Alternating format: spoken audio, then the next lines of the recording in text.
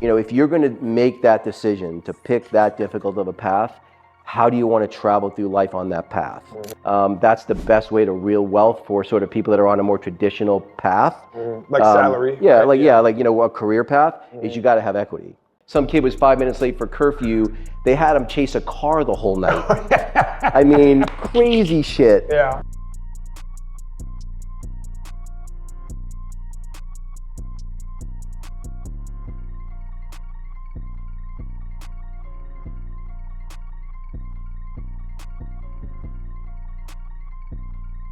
All right, ladies and gents, welcome to another edition of Convos with Bishop. My name is Bishop. We are in the glorious state of Miami. As I always say, it's a great day to have a great day.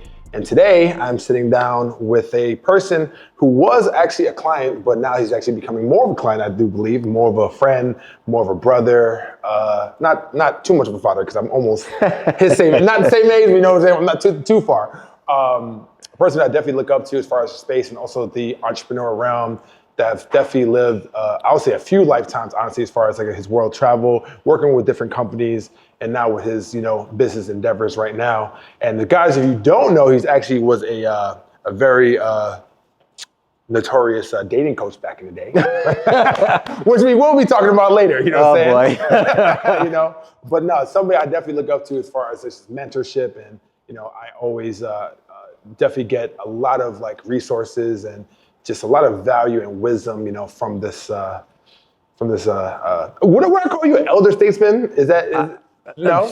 Sure. Yeah, my man, David Guttman. Thanks for having me, Bishop. How are you, I appreciate man? it. I'm good, man. 2025 is off to a great start. Yeah, happy New Year to you, man.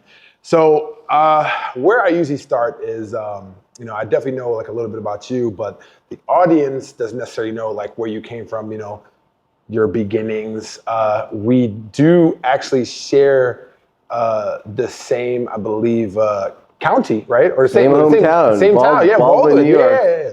So I would love to actually hear how, you know, Baldwin was like back in your day, as far as like where you came from and how you actually transitioned from like, you know, your career and also entrepreneurship. So, I mean, the floor is yours, sir. So, you know, Baldwin. So I basically lived in Baldwin until I was 5. So Baldwin, as you know, is on the south shore of Long Island, where I grew, where I basically lived until I went off to college. When we were 5, my dad was having to commute into the city, so we moved to Port Washington, which is the last stop on the Long Island Railroad on one of the branches. So since he was commuting in every day, we moved up to Port Washington, and I basically was there until I went off to college. Mm-hmm.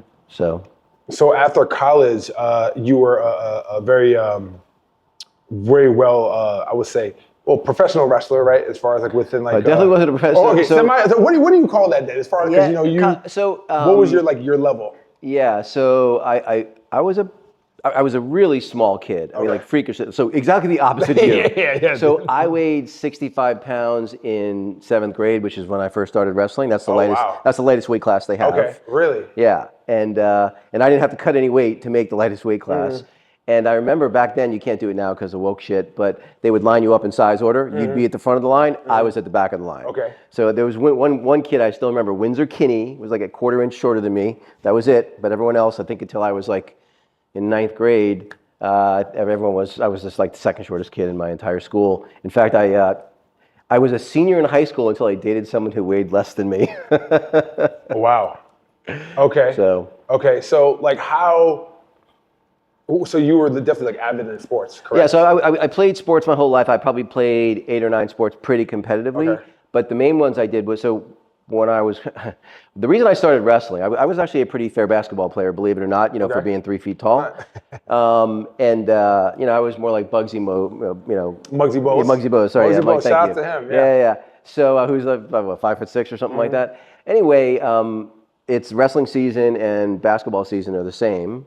And so I want to go out for the basketball team, and my older brother wrestled, and my dad wrestled, and so I'm like, I'm going out for the basketball team. My dad's like, no, you're not. You're going to go out for the wrestling team. I'm like, I got zero interest rolling around with another sweaty guy trying to hurt me. Yeah. Like zero interest. Why like, did he try to get you to find interest in wrestling, though, as opposed to what you wanted? So, you know, here's the thing. So I have just one older brother who was an absolute, he was in trouble his entire life. He was grounded forever since as long as I can remember. Okay. And so I was the opposite. Like I was a really well-behaved kid. So I never got punished. I can't remember one time I got punished in my entire childhood because my brother took care of all that. Hey, are you an entrepreneur or business owner and you feel like you had a ceiling in your business? Well, it's not because there's anything wrong with your products or services. It's simply because you need more exposure. More people need to know who you are and what you do. My name is Brennan Boyd, and I want to help you get on more podcasts, more YouTube shows, and other opportunities to get in front of more people. All you need to do is click that link below and book a call with me or someone from my team, and we're gonna find out if we're a good fit to help you get in front of more people.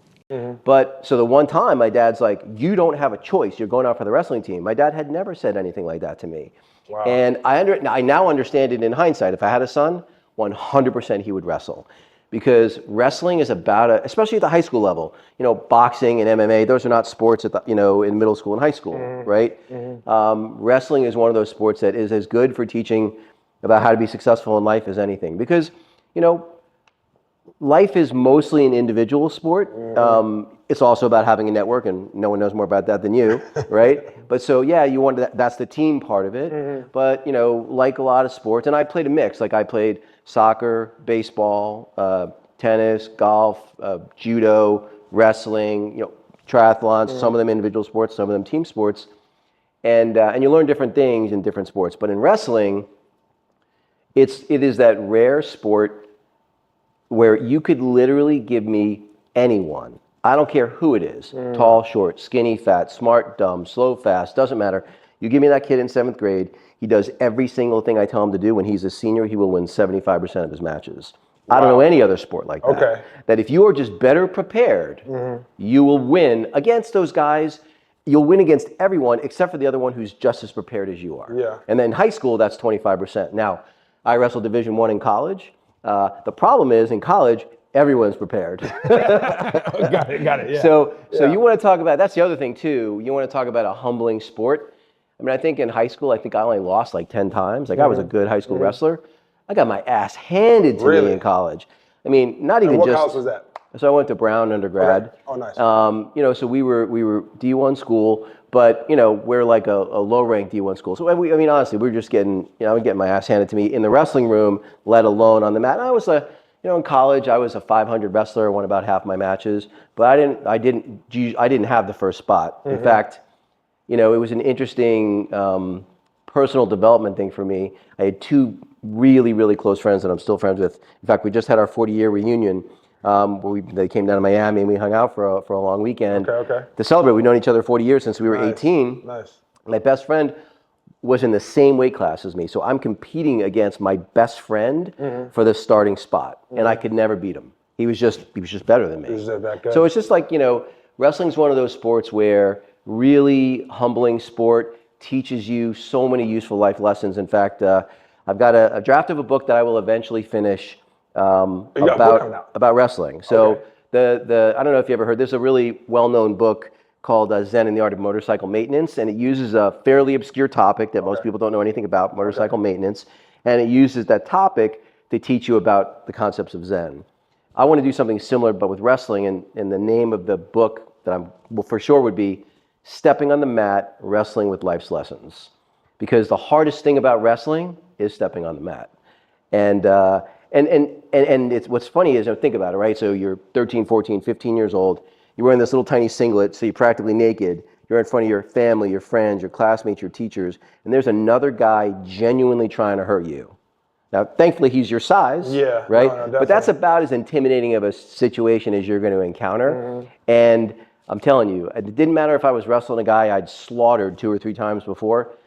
You feel a little terrified before you step on the mat every single time, no matter how often you've wrestled. Yeah, no, that's actually an interesting point because I'm trying to relate to you because, I play basketball, I also play football too. And football is one of those sports where I guess except for a singular standpoint when it comes to wrestling, with football, all 11 people has to be on the same accord in the same mental kind of lining or else, the down is not going to happen.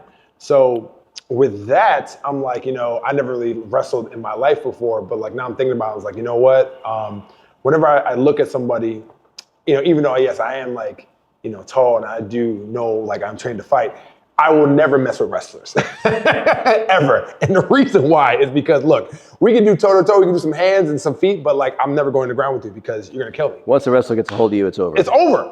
It doesn't matter how big you are. It doesn't matter how it is, you know? So. Well, in your case, I'm not so sure. Well, but yeah, generally. You think so? Generally, generally, Okay. you're right. Generally, you're right. When you see cauliflower ear on a guy, you probably don't want to get in a fight with that guy. So all of the lessons and everything that you learned as far as with, wrestling in high school and also with college, how, and the way that you're looking at right now, if you kind of sit back, how did that translate as far as like, getting to your next steps like after college? Like, let's talk about that.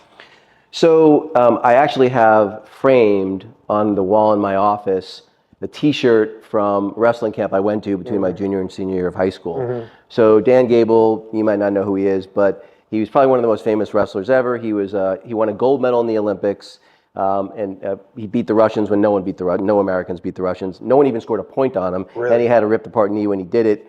He was two-time national. He only lost one match in college, never lost in high school. Then he was, I think up until the time, one of the winningest Division I coaches. He was head coach of the Iowa Hawkeye wrestling team for, 25 years or something, and had like 13 or 14 national championships or something crazy. I went to his wrestling camp, and at the time, it was known as the hardest camp of any kind in the country. Football, wrestling, didn't matter. And these were all kids who were already pretty tough kids, and 20%, it was a month-long camp, and they tortured us for a month. We had 4 practices a day.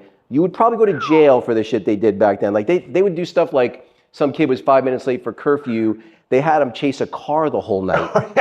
I mean, crazy shit. Yeah. I remember, in fact, so I'll come back to the T-shirt in a second. Yeah, that's fine.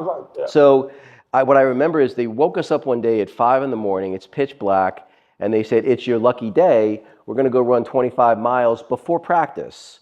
And you're lucky because it's still dark out, so it won't be too hot because this is like in July, right? Yeah. So we run 25 miles, and I had some mild asthma at the time, so I come back from the 25-mile run, and I'm having a little trouble breathing, so I go to the infirmary, and the guy gives me a note, no activity.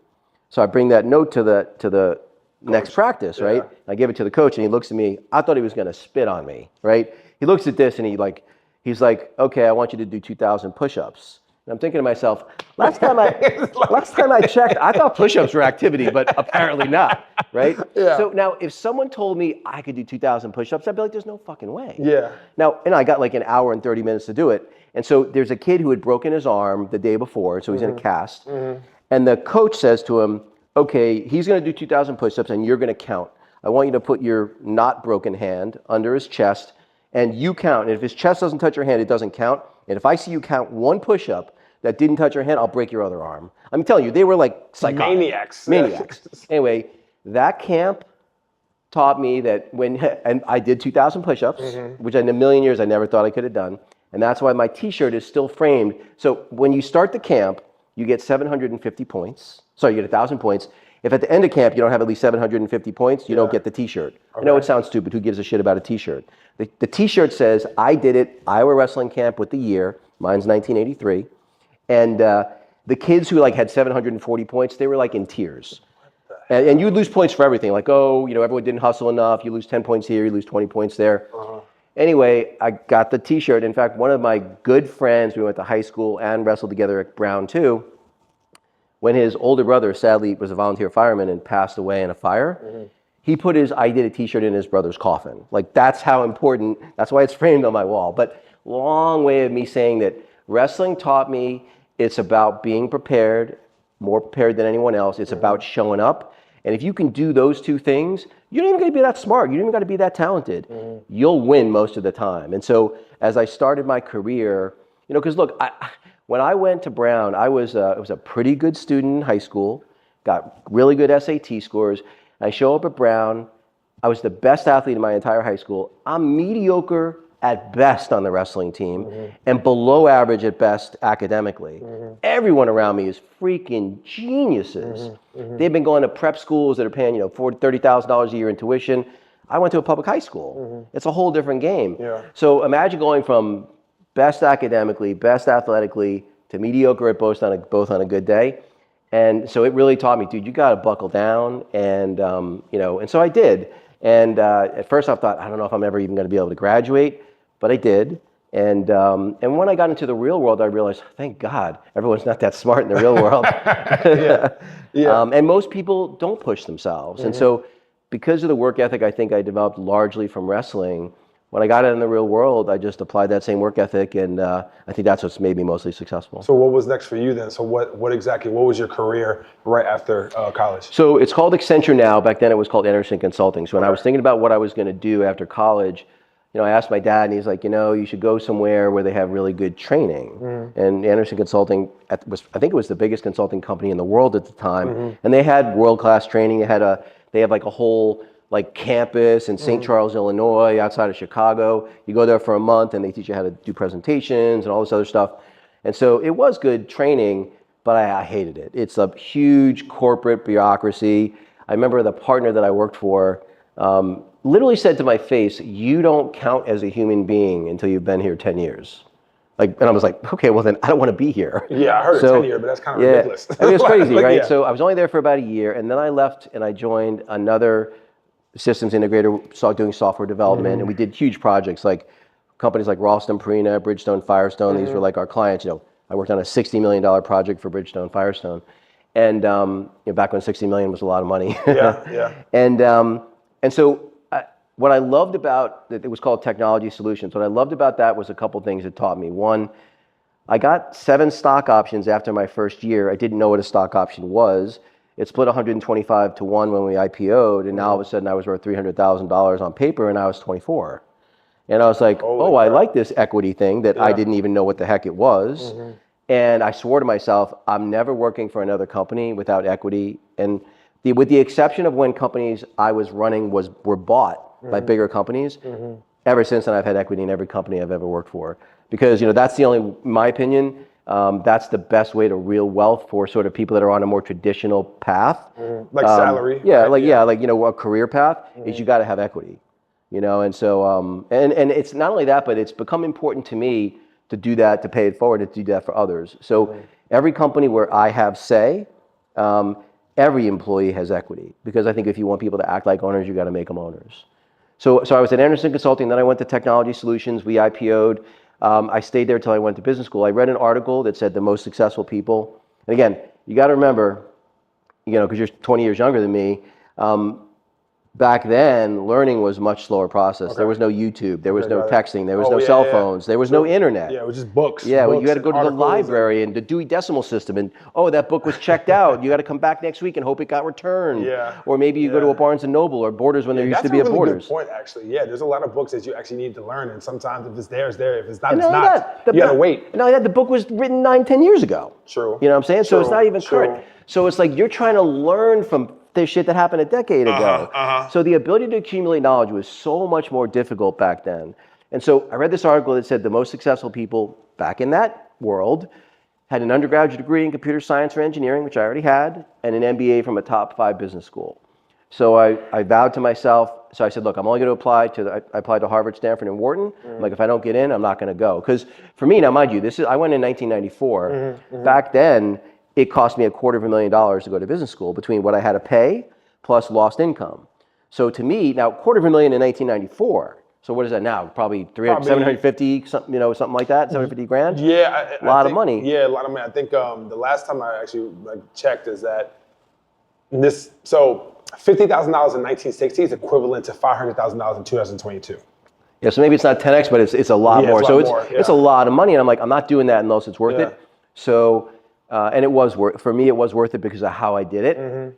So I had 3 part-time jobs, and I was in business school. I worked for the Small Business Development Center, where they paid 2/3 of my tuition for a year and a half of my 2 years tax-free, in exchange for me giving free consulting services to Philadelphia businesses.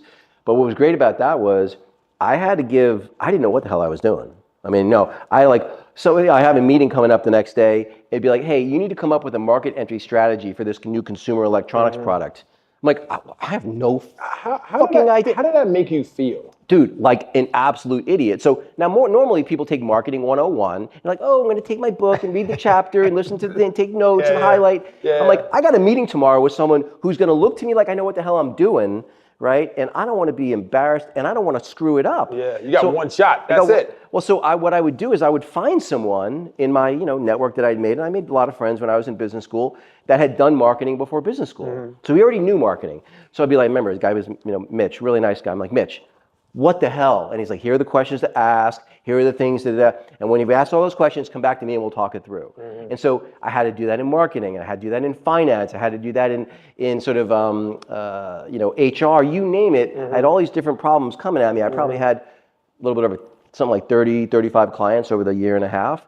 And that's what taught me how to be an entrepreneur. So I ended up coming out of business. I mean, the education itself, almost completely worthless. I mean, even going to Wharton, which at the time was the top ranked business school in the country, the education was almost without value. But the Small Business Development Center, where I had all those clients, was gold. Because you learn by doing. You don't learn by reading shit in a textbook or listening to some Ivy Tower professor who's never even done it. Yeah, that's wow. I have a question when it comes to the whole like equity versus like salary thing. So in your opinion, why do you think, and sometimes I even get to this because I'm like, you know what, if I have an opportunity to work for a company or work with a company that wants, either like, my value or like my expertise and my wisdom, I'm always like, thinking about security first, especially since I'm in the entrepreneurial realm where it's like, there's nothing about security when it comes to that because I'm taking that chance. So if I'm actually going to work for a company, but the only way I'm able to actually get compensated is going to be with equity, I'm like, how are you able to really, really trust the process that you are going to be taken care of when it's all said and done, so you can take that chance versus just playing it safe? You can't be protected. So let me explain, because there's a million ways to get screwed over with equity.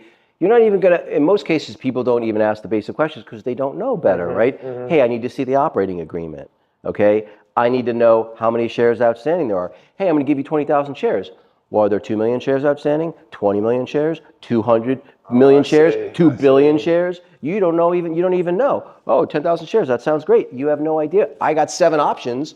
Turned out that was $300,000, right? So you got to understand the basics. But what I would say is, I don't think it ever makes sense to do things unless you're the one that's founding the company. Okay, got it. And you're not taking a salary because you're trying to reduce the amount of capital you need to raise. That's the only time it makes sense to do it purely on equity, when you know everything. Okay, got it. When you don't know everything, I think it's okay to do equity if there's some level of trust and reputation around the person you're working with. And you ask at least some basic questions so you know what you're dealing with. And they'll respect you more by asking those questions too.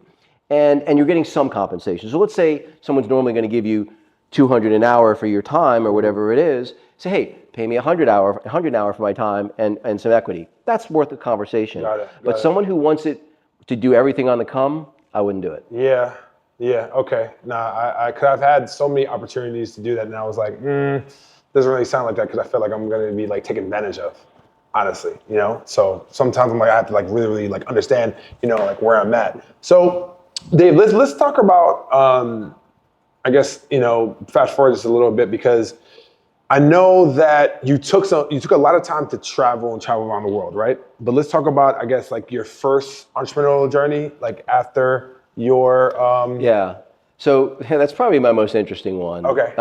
So when I was in business school, and the term groupthink, where everyone just kind of thinks the same, it's never worse than in business school, which is weird because these are pretty smart, you would think really independent thinkers. Yeah. Totally not. I mean, they are smart, but and I would say, here's the other thing that's interesting. Brown versus Wharton. The average person at Brown, way smarter than the average person at Wharton. Really? The average person at Wharton, way more successful than the average person at Brown. So it's interesting because why do you think that? Because the people at Wharton, they have to have some reasonable level of intellect for sure. There's no dummies for the most part, but you also have to have a certain amount of emotional intelligence and social intelligence also, or you're not going to be that focused on your career and stuff like that. So I think that you have someone who's more well-rounded. I think the people at Wharton were much more well-rounded than the people were at Brown on average. But so sorry, I forgot where I was going now. No, it's okay. You had like a story. So anyway, so everyone's back at Wharton. It's like everyone was taking jobs in finance or consulting. And if you weren't doing one of those two, everyone looked down on you, like what kind of loser, you couldn't get a consulting job, whatever. I think I had 3 consulting offers, Booz Allen, CSC Index, and a couple of others. And back then, a good salary at a firm like that coming out of business school was like 150K. It was 1994. And I turned all of them down, and I did what they call a search fund. And I was only going to draw 50,000. Well, one, I had to raise the money first.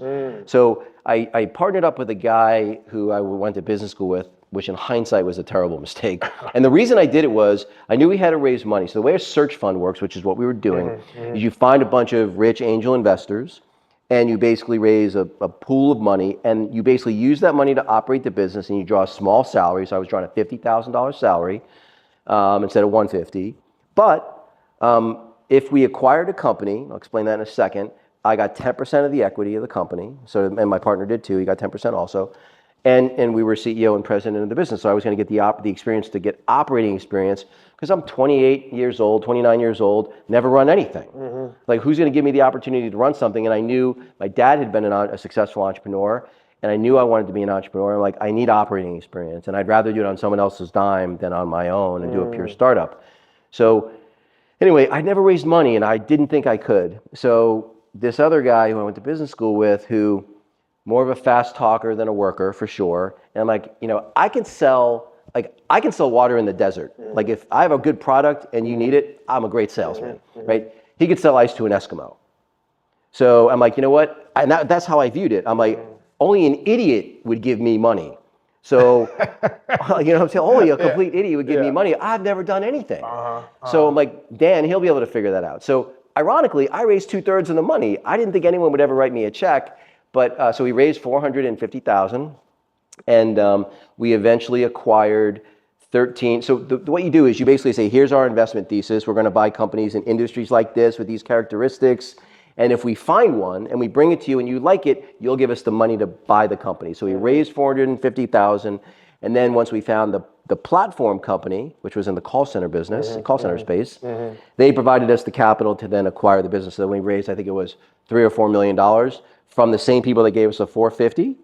And they actually saw it as a privilege that they got this right of first refusal. We were going to bring them a good deal, and then they would basically get to invest in it. So we did that. So the challenge was, again, I'd never run anything, and I know what I don't know. And I'm like, I'm not ready for this. So what I did was, I had through some of the conferences and seminars and stuff I'd been at, I had met this team of 3 women that worked for the largest company in our industry. It was called Pro Communications, and their CEO was the ex-COO of Nextel.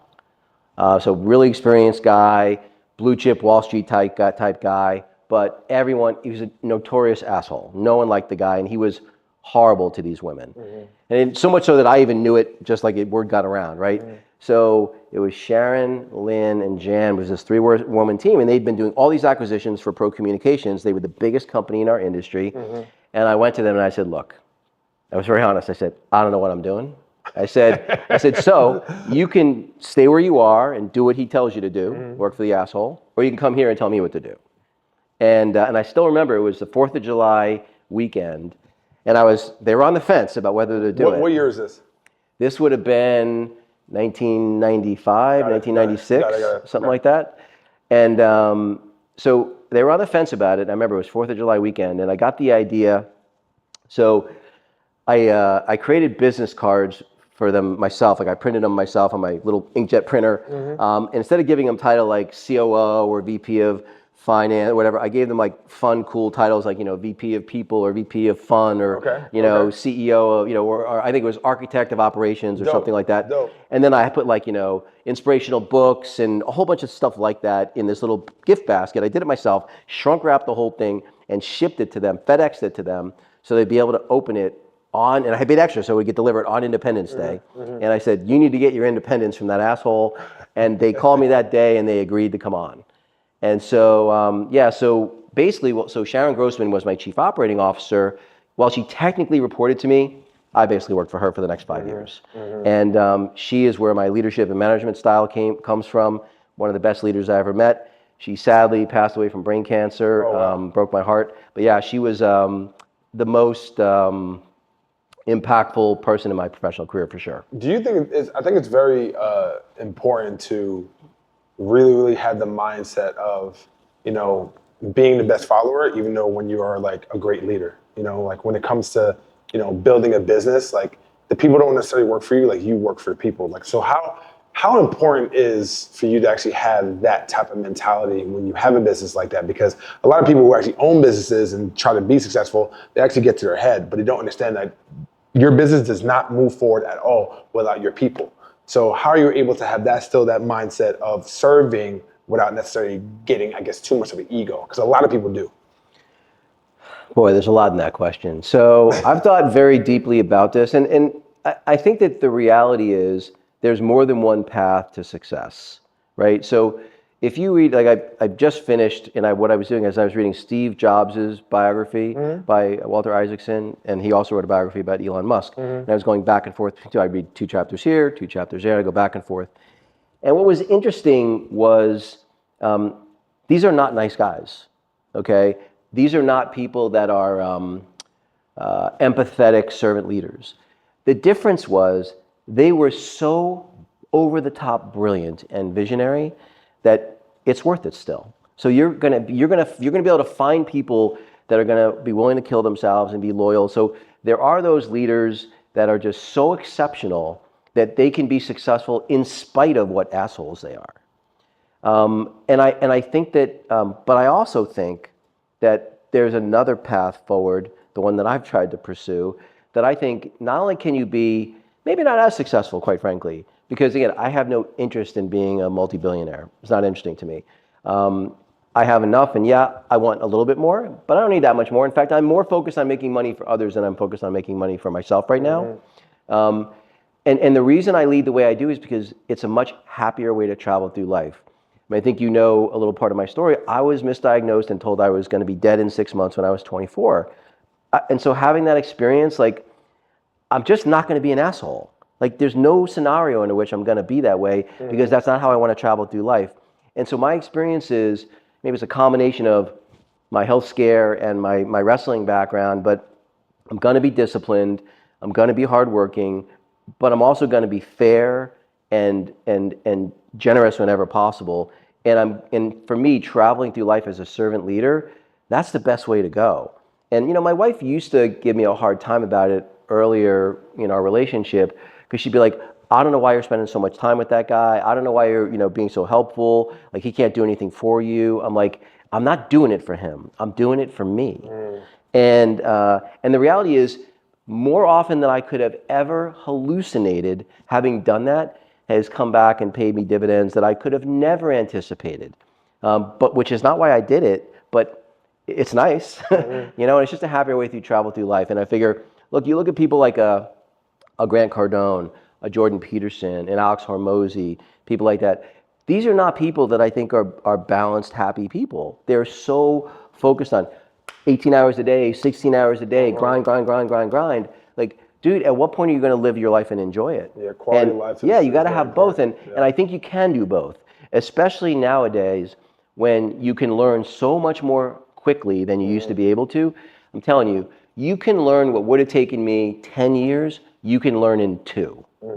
And so spend that time, develop real, keep adding things to your talent stack, get really good at pattern matching in a bunch of different areas, and you can make a lot of money and add a lot of value and not kill yourself. Yeah. And that's the path I've chosen. I do things that don't really feel like work that much because I really like the people I'm doing it with, and I like what I'm doing.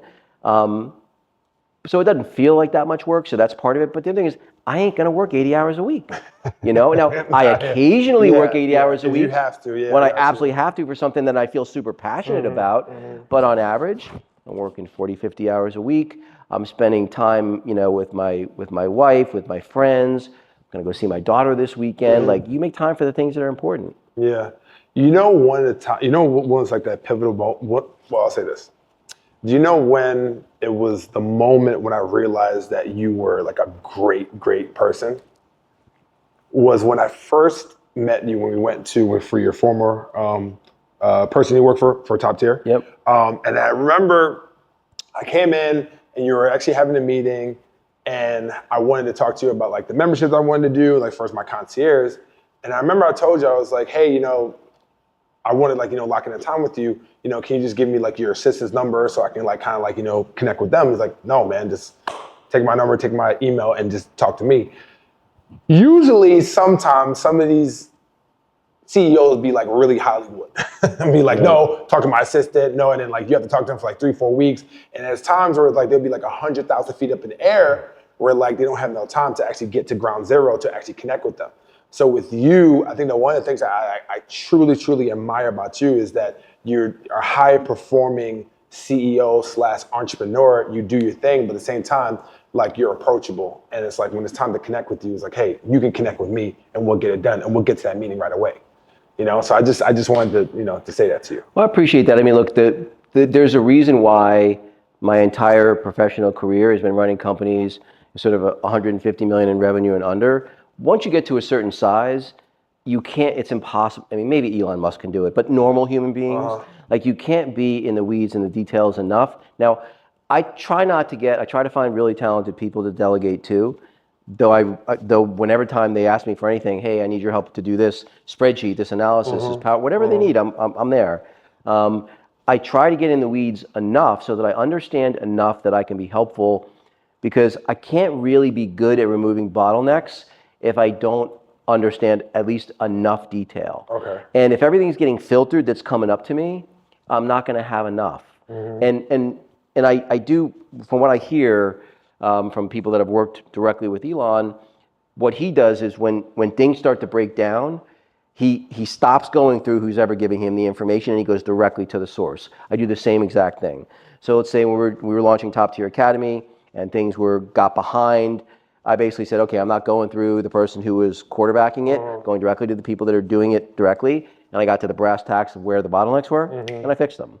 But I had to know enough that I could do that quickly. Are there some cons to do that, or is you just get right to the source? I think that some people might get their feathers ruffled a little bit, but at the end of the day, it's a way to give them constructive feedback about why I had to do that. And again, I never do it like I'm never an asshole. I'm even when someone deserves me to be an asshole, I'm just not going to be an asshole. And so I'll say, look, here's what happened. Here's why I did this way.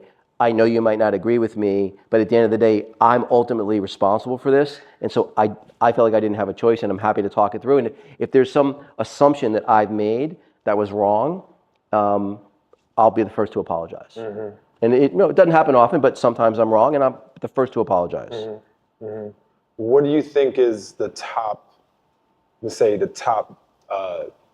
certain aspects, or I'll say this, what do you think is the certain top qualities that a CEO needs to have in order to run a business effectively?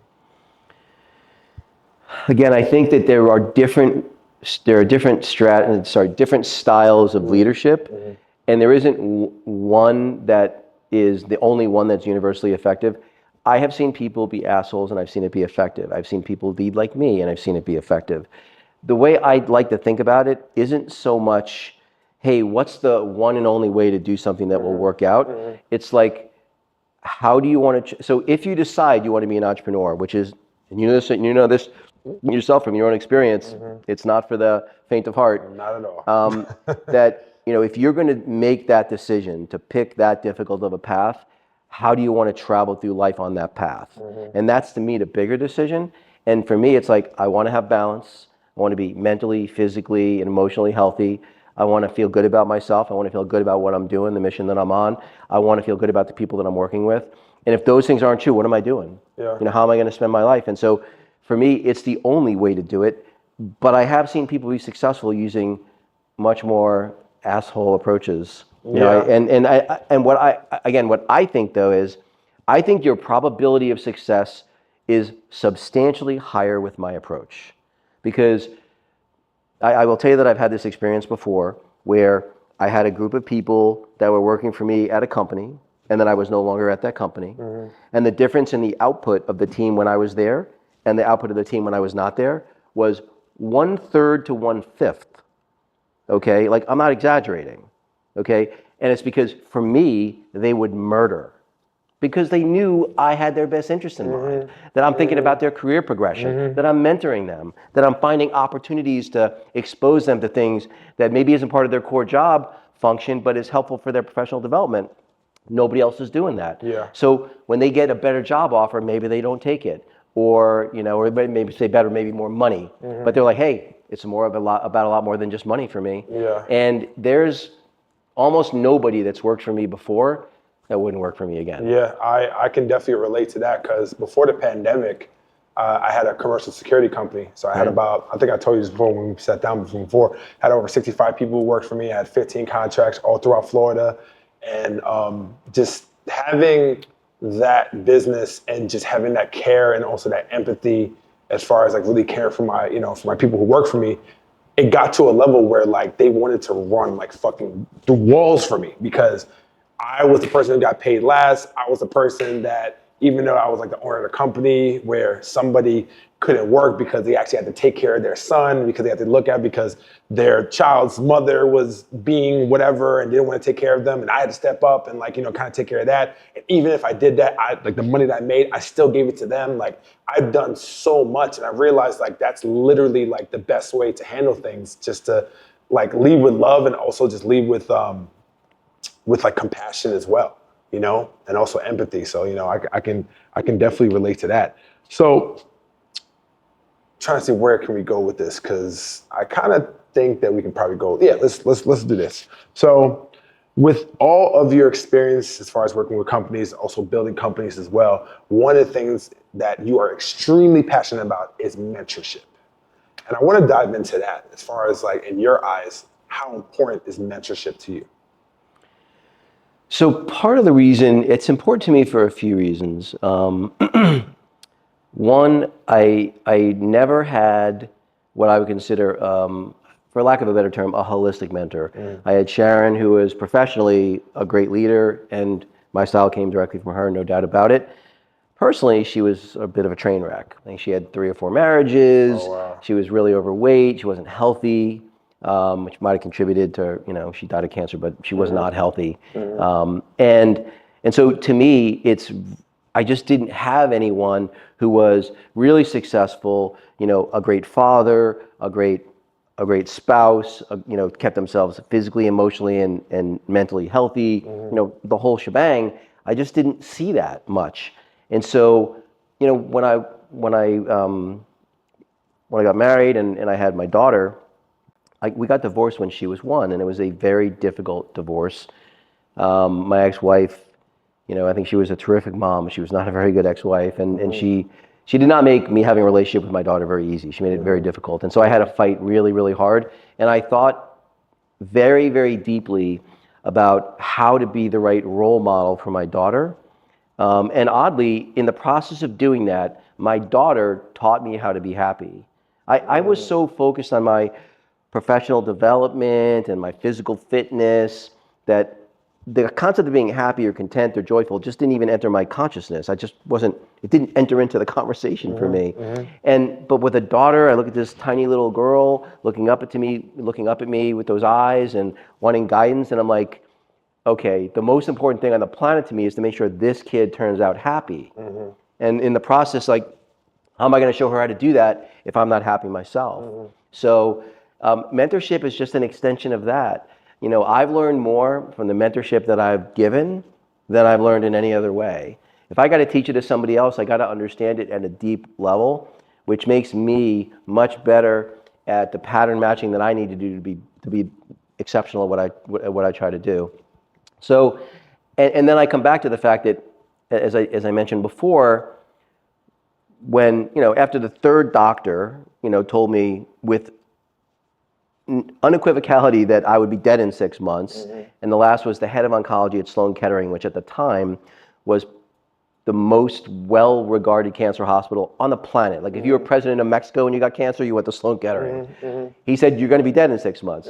And I said, if this somehow works out for me, and I said to myself when I was in the hospital, I'm going to touch as many people's lives in a positive way as I possibly can. And part of it is that I wanted to, honor that. And I feel like I have.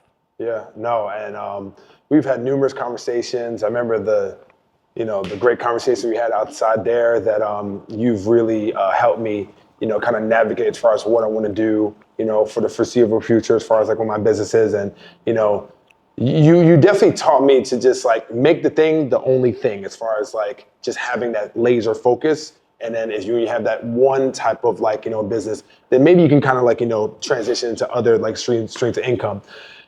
Let me pick on that for a second, because I think you're exactly right about that, which Okay. is, I think there come in phases. There are phases to your professional and financial success, because it's people have to make the mistake earlier in their career that, hey, if I have 10 balls in the air, I'm spreading my risk. I actually would argue you're increasing your risk, because now you're going to give each of those 10 balls 1/10 of your attention, and so you're going to drop all 10 balls, right? Now, once you get to a certain place and you have a certain measure of success, now you want to think about, hey, how do I diversify my risk? And so I think that's the order in which it should come. Have laser focus, find something you can be, and by the way, that laser focus doesn't have to be forever. It could be on this business for 3 years. I think that, in fact, I think that's frequently the right way to go about it, which is, hey, I'm going to commit 1 year. Let's say you decide you want to be a trader, okay? I'm going to commit 1 year. I'm going to work 12 hours a day, 7 days a week, whatever it is, and if I get to this level, then I'm going to do that. In fact, I remember when I finished college, I became a pretty competitive triathlete. And I said to myself, if I'm going to train for the next 6 months like an absolute lunatic. I tried to be as scientific as I could. Wasn't sure if I had the genetics for it. I said, if I can place in the top 5% of a really competitive triathlon, then I'm going to not take my full-time job at Anderson Consulting, and instead I'm going to try to become a professional triathlete. I finished top 6%. So I didn't make the 5%, so that was my deal with myself. I'm going to commit myself to it. I did, and I felt like I left it all on the field, if you will. And I don't look back. I don't have regrets. I don't think I should have done it different. I set a level for myself, and then I didn't just talk myself into it. I think what my belief is, why, and this is kind of like myth with me, why a lot of people take on a lot of things at the same time, because they are afraid to just fully fail at that one thing. And that is something that I deal with personally. Right. It's like if I have 8 things, right? Yeah. Okay, you know what? If I feel like trading or if I feel like podcasting, then I also got concierge and security and this and that, right? But then if you actually just pull in just all your energy into one thing, and then after a year or 2 or 3, and if it doesn't work, it's like, damn, I'm a failure. Like for real, I'm 100% failure. Yeah. So, like, what are your thoughts about that? I think you're right. I think that and again, it goes back to the whole thing, which is, it's funny, back in when I was wrestling, there are 3 types of wrestlers. And I'd be, there's 2 types of people, losers, winners. In wrestling, there's 3 types of people. Okay. There are psychopaths who generally like hurting people. And unfortunately, they tend to make the best wrestlers, if I'm being honest, right? Yeah. The next type of wrestler, and I would say the psychopaths are like half of 1%. Mm-hmm. There's about 5%, and I put myself in that 5%, which are so terrified of being humiliated and losing and whatever, that they will prepare like lunatics so that they won't be embarrassed. That's 5%. The other 94 point whatever percent left over are people that are lining up their excuses before they even step on the mat. I'm under the weather, my knee's bothering me. You're hearing about all the excuses before they even step on the mat. That guy's already lost. That match is already over. That's so true. And I think that life's a lot like that. That's why I keep coming back to the fact that wrestling is such a great teacher of lessons. I can't wait for your book, man. Dude, I'm telling you. I'm telling you. Yeah, no, that's well said. So I think it's definitely important to, if you're gonna fail, you're definitely gonna fail forward. But at the same time, if that happens, you're gonna fight to live another day. Like it's okay. I think it also comes down to, and I talk about this a lot in mentorship generally, and the way I mentioned, I was on the phone with my daughter for an hour last night talking about this, which is, you get to choose how you frame every single thing that happens to you. And you don't necessarily get to choose the thing that happens to you. In fact, often you don't. You sometimes make choices that cause that. But for the most part, things that happen to you, you have no choice in the matter at all, but you have 100% control over choosing how you want to frame it. I was on a podcast a month or 2 ago, and the woman was asking me, about, how do I deal with, things that injured me in the past or something like that. And I said, there's nothing I view in my entire life that I see as an injury. I just don't choose to frame something as an injury. You know, it's like you win or you learn. It's only a loss if you frame it that way. I mean, you could look at my college wrestling career and easily, and I did it at times, and I had to reframe it and frame it as a loss. Oh, dude, like you weren't a very good college wrestler. 100% true. I was not a very good college wrestler. But that's not how I framed it. The way I framed it is, look, at the end of the day, it wasn't for lack of effort. I think I probably could have applied my energies if I was coached better to maybe have done a bit better, but I was never going to be an All-American. I just didn't have the ability for it. And so what I did was I took the valuable lessons from wrestling and I applied them to other aspects of my life in a way that have made my life terrific. So I see, it's funny because the wrestling team, like my senior year, we were actually ranked 10th in the country, having absolutely zero to do with me. We had some really good guys on the team. The team did not need me. There was no doubt in my mind the team did not need me. The guys were nice to me, and there was probably only one other guy that outworked me. You know, he was like a David Goggins type guy. But everyone saw how hard I worked, and so I think they appreciated having me in the room because I was such a hard worker. But the team didn't need me. And the number of times I almost quit, because I had some really bad shoulder injuries. I dislocated and separated both shoulders. Oh, wow. My last 2 years I had to wrestle with a shoulder brace and I couldn't really lift my arm any higher than this, and they wanted to put pins in my shoulders. And I remember I was talking to my dad about, I'm like, Dad, I think I'm going to quit the team. And my dad's a really good guy. He didn't make me feel bad about it, but I could see the disappointment in his eyes, and I just couldn't bring myself to quit. And as weird as it will sound, one of the things I'm the gladdest about, most happy that I didn't do, was I didn't quit. Because the weird thing is, and I don't even know why, it's not even a question that would occur to me, but when it's ever come up in conversation with people about did I play a sport in college, yeah, I wrestled, at least 75% of the time, and I don't know why people ask this question, they'll ask me the question, did you wrestle all 4 years? That seems like a weird question. And every time I'm asked, I get to say, yeah, I fucking did. And yeah, I wasn't that good, but at the end of the day, I fucking hate quitting, and it's like, I just think that it's important to finish what you start. Yeah, no, absolutely. So kind of have a question with mentorship, if that's okay. Yeah. I kind of want your input on this. So we live in a city that is hyper-focused when it comes to people who are gurus and fitness gurus and mentors and all that, and then build your personal brand. I mean, I also have an academy as well called Only the Best Academy, where I teach people how to connect to the 1% and also get higher clientele. You are so involved with mentorship and you're so passionate about it. How do you feel about people charging for mentorship? I don't have an issue with people charging for it. I have an issue with people charging for it when they're dumbasses. Okay? Fair enough. And the reality is, it's like anything else, right? If you yourself are looking for mentorship, it's probably going to be pretty hard for you to evaluate who's a dumbass and who's not. Now, you could argue in fitness, hey, that guy's got a really good body. He must know something. So there's at least something to go on. And you could argue about when it comes to success, you could say, well, he's wearing a nice watch or he's driving a nice car. Now, you and I both know it doesn't necessarily mean shit, but at least that has that perception. So that's what happens, is that's how people are evaluating it. And I watch some of the content, and part of me is like, it's a little cringe, I got to be honest, and I'm just like, really? Are people really paying that guy $10K a month? He sounds like an idiot to me, and he's 20 years old. Like he doesn't know anything. No facts. And now, the other side of it is, well, hey, look, done okay for himself. He's 20. Where were you when you were 20? Fair point, right? Again, I also think that there are so many paths to success today. The harder part is trying to find your own path to success as opposed to trying to copy somebody else's. And I think that, because I will eventually, and I don't even know when, but I will eventually monetize my mentorship. I haven't decided when or exactly how. What I want to do instead is I want to give a ton of value to people, and then I want people to basically self-identify who's really serious and who I think I can really make a huge impact on. Years and years ago, actually when I was working for that technology solutions company that IPO'd, I was debating about whether I was going to go back to business school and get my MBA, or whether I was going to go back and get my master's in exercise physiology and open a bunch of gyms.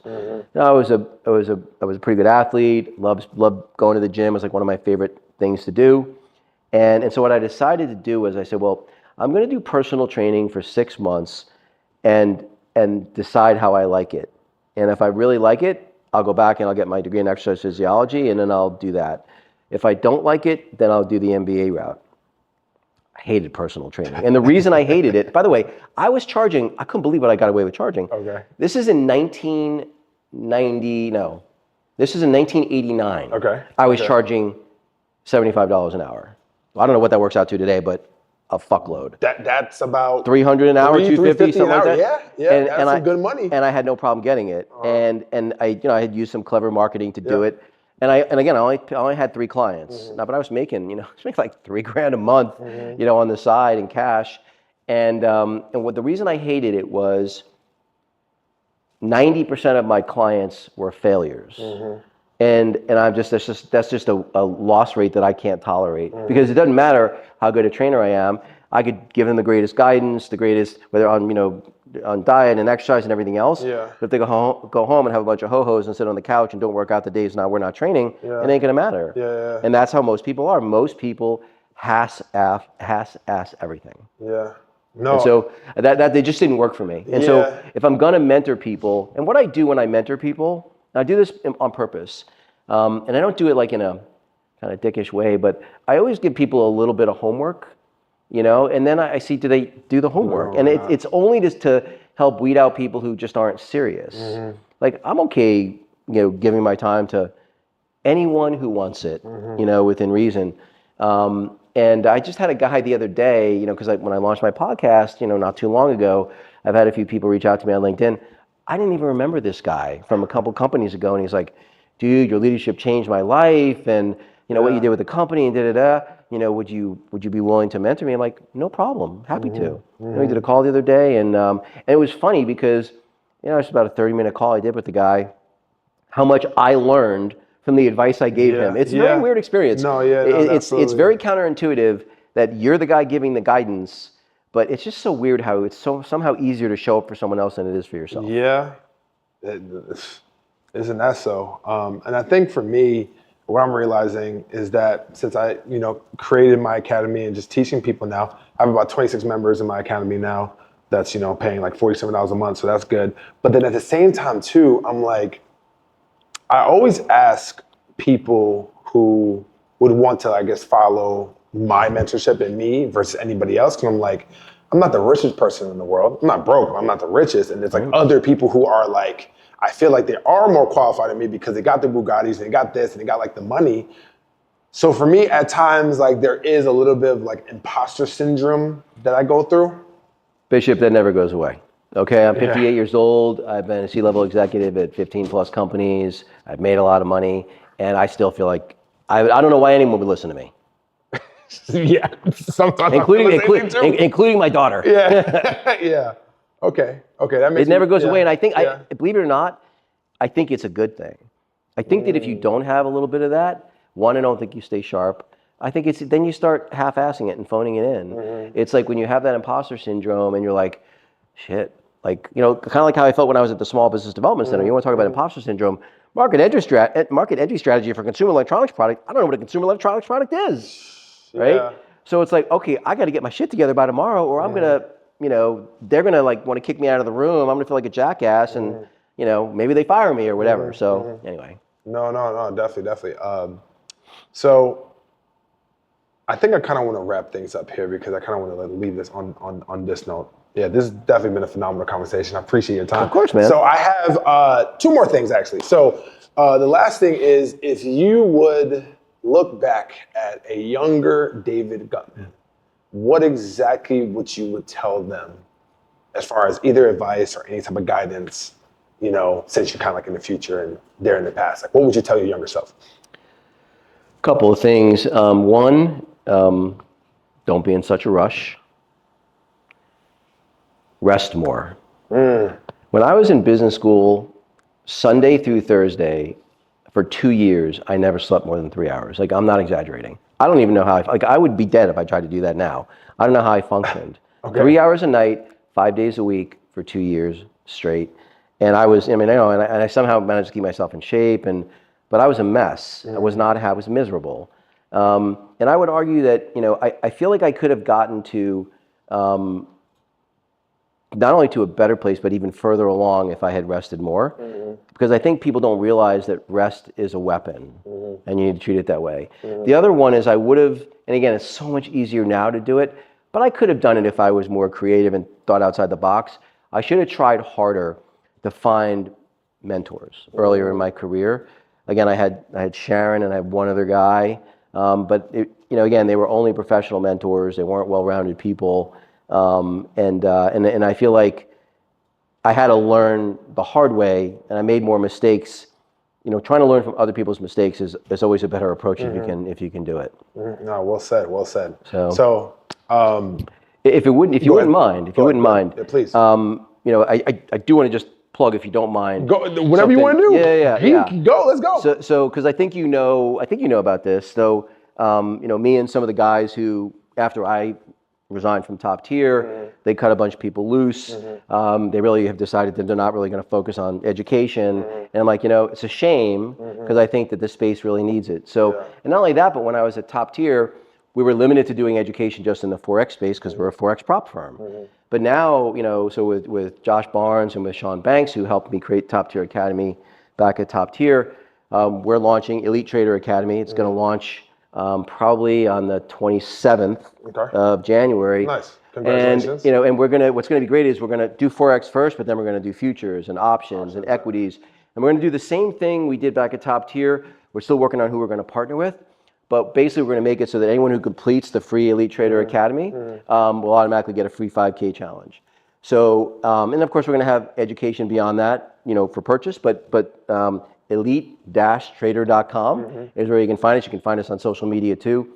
I know Josh and Sean have been posting about it, but we're really excited about that. And again, I'm not even operationally involved in the business. I'm really just more directing the business and made some investing and so forth. But and then of course, my podcast, obviously, David Guttman podcast, you can find me on YouTube or Spotify. But, really I'm just actually, and the one other thing that I'm doing that I think is kind of fun is I'm doing I used to do this for my daughter when she was in college. It's called Coffee with Podge. I just do like a little 10-minute monologue about a topic. It could be about how to be happy, how to be a good friend, how to buy a business, could be anything. I do one 10-minute episode every week. That's incredible. That's dope. So. That's dope. Definitely. So my last segment, appreciate you sharing me that, and congratulations on all your success, is called The Last Call. Sure.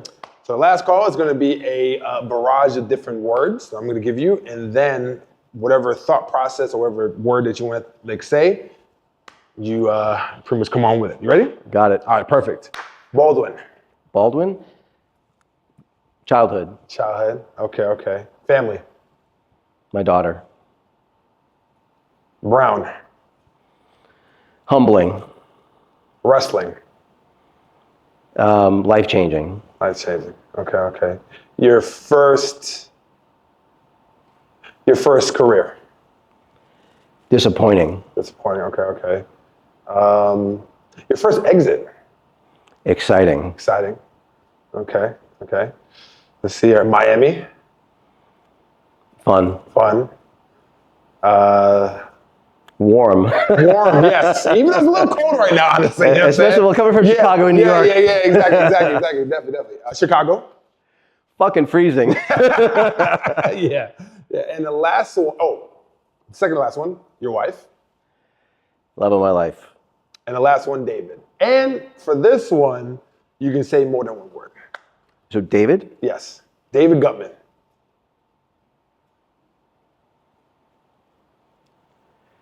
I'm just a regular guy. Mr. David, I appreciate your time. Thank you. We're going to do another one as well too. You kind of also did like your shameless plugs already, but if you can just tell where people can find you, Instagram and everything, go right ahead. Yeah, so you can find me on Instagram. You can find me on, I would say Twitter and YouTube are probably where I'm most active. The David Guttman podcast or Coffee with Podge. Again, I'm really just trying to add value, touch as many people's lives as I can, and love to contribute. Sir, I appreciate you, man. Thanks. Thank you, man. Only the best.